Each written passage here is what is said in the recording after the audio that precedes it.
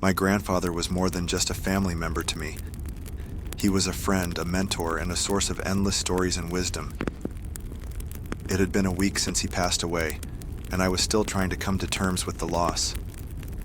As I began to sort through his belongings, I stumbled upon a worn leather diary tucked away in a dusty drawer. I remember seeing it before, but I never thought much of it. My grandfather was a private person, and I assumed it was just a collection of his thoughts and musings. At first, I didn't feel like reading it. It seemed like an invasion of his privacy, even though he was no longer with us. But as the days went by, my curiosity got the better of me. Last night, I finally opened the diary and began to read. The entries were sporadic, but they offered a glimpse into my grandfather's life during World War II. I knew he was a scientist who worked in the army, but he never spoke about his specific role or experiences.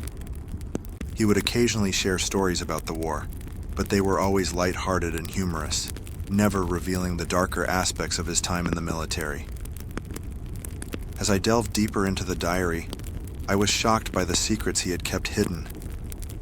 The entries were cryptic, but they hinted at a life I never knew he had. And then, I stumbled upon one entry that made my blood run cold. It was dated 1947, and it spoke of an experiment that went horribly wrong. I'm going to share this with you, but I must warn you. Stop listening here if you are lighthearted, because this is going to be extreme. My research team and me conducted an experiment that will haunt us for the rest of our lives. We were ordered to keep 5 people awake for 15 days, using an experimental gas-based stimulant, monitoring their oxygen intake to ensure the gas didn't end them, since it was toxic in high concentrations. The subjects were political prisoners, deemed enemies of the state, and we had promised them, falsely, that they would be freed if they submitted to the test and didn't sleep for 30 days. The chamber was stocked with books and cots to sleep on, but no bedding, as well as running water, a toilet, and enough dried food to last all 5 for over a month. Everything was fine in the beginning. Their conversations and activities were monitored, and the subjects hardly complained. However, after the 4-day mark, their conversations took on a darker tone, and they started to demonstrate severe paranoia. They continued to talk about increasingly traumatic incidents in their past.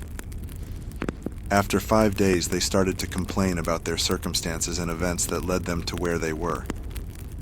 They stopped talking to each other and began whispering into the microphones in one-way mirrored portholes. It was as if they thought they could win our trust by turning over their comrades. At first, we suspected this was an effect of the gas itself. After 9 days, the first subject started screaming. He ran the length of the chamber repeatedly, yelling at the top of his lungs for 3 hours straight, at which point he continued attempting to scream, but was only able to produce occasional squeaks. We postulated that he had physically torn his vocal cords. The most surprising thing about this behavior was how the other captives reacted to it, or rather didn't react to it. They continued whispering into the microphones until the second subject started screaming. The other captives took the books apart, smeared page after page with their own feces, and pasted them calmly over the glass portholes. The screaming promptly stopped. So did the whispering into the microphones. After 3 more days passed, we checked the microphones hourly, but there was only silence. We thought it's impossible that no sound could be occurring with 5 people inside. The oxygen consumption in the chamber indicated that all of them must still be alive, and we were baffled by their behavior. In fact, it was the amount of oxygen 5 people would consume at a very heavy level of hard exercise. On the morning of the 14th day, we used the intercom to try and provoke a response from the subjects. We announced, "We are opening the chamber to test the microphones. Step away from the door and lie flat on the floor or you will be shot. Compliance will earn one of you immediate freedom." To our surprise, we heard a calm voice responding, "We no longer want to be freed." We were shocked and debated what to do next. Unable to provoke any more response using the intercom, we eventually decided to open the chamber at midnight on the 15th day. The chamber was flushed of the stimulant gas and filled with fresh air, and immediately, voices from the microphones began to object. 3 different voices began begging, as if pleading for the life of loved ones, to turn the gas back on. The chamber was opened, and soldiers were sent in to retrieve the test subjects. But what they found was horrific. 4 of the 5 subjects were still alive, but they were in a state that could hardly be called alive. The food rations had not been touched, and there were chunks of meat from the dead subject's thighs and chest stuffed into the drain in the center of the chamber, blocking it and allowing 4 inches of water to accumulate on the floor. Precisely how much of the water on the floor was actually blood was never determined. The surviving subjects had large portions of muscle and skin torn away from their bodies, and their abdominal organs had been removed. The destruction of flesh and exposed bone on their fingertips indicated that the wounds were inflicted by hand, not with teeth as we initially thought. Closer examination of the position and angles of the wounds indicated that most, if not all of them, were self-inflicted. The abdominal organs below the rib cage of all 4 test subjects had been removed.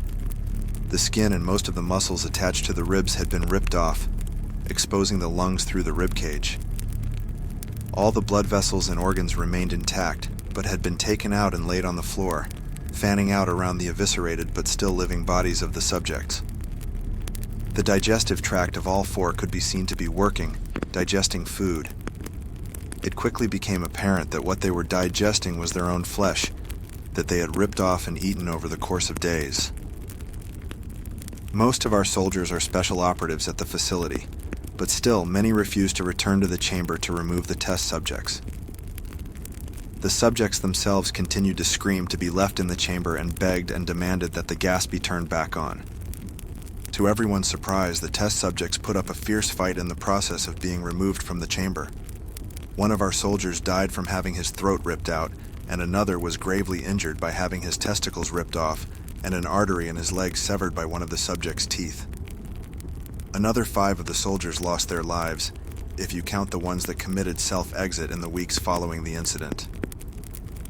In the struggle, one of the 4 living subjects had his spleen ruptured and bled out almost immediately. We attempted to sedate him, but this proved impossible. He was injected with more than 10 times the human dose of a morphine derivative and still fought like a cornered animal, breaking the ribs and arm of one doctor. His heart was seen to beat for a full 2 minutes after he had bled out, to the point where there was more air in his vascular system than blood. Even after it stopped, he continued to scream and flail for another 3 minutes, struggling to attack anyone in reach and just repeating the word, "more," over and over, weaker and weaker, until he finally fell silent. The surviving 3 test subjects were heavily restrained and moved to a medical facility. The 2 with intact vocal cords continuously begging for the gas, demanding to be kept awake. The most injured subject was taken to the only operating room that our facility had.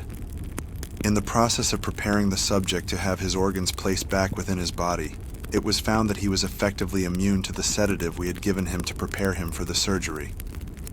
He fought furiously against his restraints and managed to tear most of the way through a 4-inch wide leather strap on one wrist, even through the weight of a 200-pound soldier holding that wrist. It took much more anesthetic than normal to put him under. However, as soon as his eyelids fluttered and closed, his heart stopped. In the autopsy of the test subject that died on the operating table, it was found that his blood had tripled the normal level of oxygen. The muscles that were still attached to his skeleton were badly torn, and he had broken 9 bones in his struggle to not be subdued. Most of them were from the force his own muscles had exerted on them. The second survivor had been the first of the group of 5 to start screaming. His vocal cords destroyed, he was unable to beg or object to surgery, and he only reacted by shaking his head violently in disapproval when the anesthetic gas was brought near him. He shook his head yes when someone suggested, reluctantly, that we should try the surgery without anesthetic, and did not react for the entire 6-hour procedure of replacing his abdominal organs and attempting to cover them with what remained of his skin.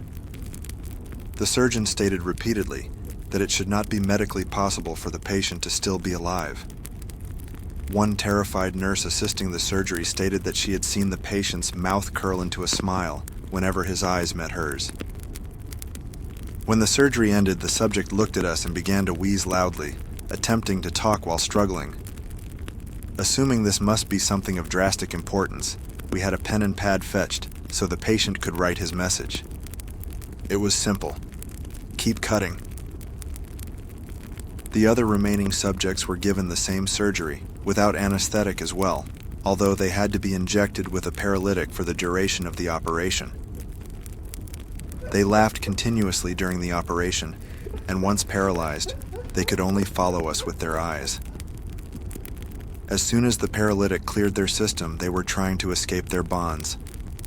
The moment they could speak, they were again asking for the stimulant gas. We tried to ask them why they had injured themselves, why they had ripped out their own guts, and why they wanted to be given the gas again. Only one response was given: "I must remain awake." The subject's restraints were reinforced and they were placed back into the chamber, awaiting determination as to what should be done with them. We considered euthanizing the surviving subjects, but our commanding officer, an ex-KGB, saw potential and wanted to see what would happen if they were put back on the gas. We strongly objected but were overruled. As we prepared to seal the chamber again, the subjects were connected to an EEG monitor and their restraints were padded for long-term confinement. To our surprise, all of them stopped struggling the moment it was let slip that they were going back on the gas. It was obvious that at this point they were putting up a great struggle to stay awake. One of the subjects that could speak was humming loudly and continuously. The mute subject was straining his legs against the leather bonds with all his might. First left, then right, then left again for something to focus on. The remaining subject was holding his head off his pillow and blinking rapidly. As we monitored their brainwaves, we saw that they were normal most of the time, but sometimes flatlined inexplicably. It looked as if they were repeatedly suffering brain death before returning to normal. We saw one of the subject's eyes slip shut, and his brainwaves immediately changed to that of deep sleep, then flatlined for the last time as his heart simultaneously stopped. The only remaining subject that could speak started screaming to be sealed in now. His brainwaves showed the same flat lines as the one who had just died from falling asleep. The commander gave the order to seal the chamber with both subjects inside, as well as 3 of our researchers. One of the researchers, Mr. Andrews, drew his gun and shot the commander point blank, then turned the gun on the mute subject and blew his brains out as well. He pointed his gun at the remaining subject, still restrained to a bed. "I won't be locked in here with these things," he screamed at the subject. "What are you? I must know." The subject smiled. "Have you forgotten so easily?" the subject asked. "We are you. We are the madness that lurks within you all, begging to be free at every moment in your deepest animal mind. We are what you hide from in your beds every night. We are what you sedate into silence and paralysis when you go to the nocturnal haven where we cannot tread." Mr. Andrews paused, then aimed at the subject's heart and fired. The EEG flatlined as the subject weakly choked out. So, nearly free. I was left standing there, frozen in horror, as the reality of what we had created sank in. We had unleashed a madness that could not be contained, that we are not allowed to talk about, and it would haunt us for the rest of our lives.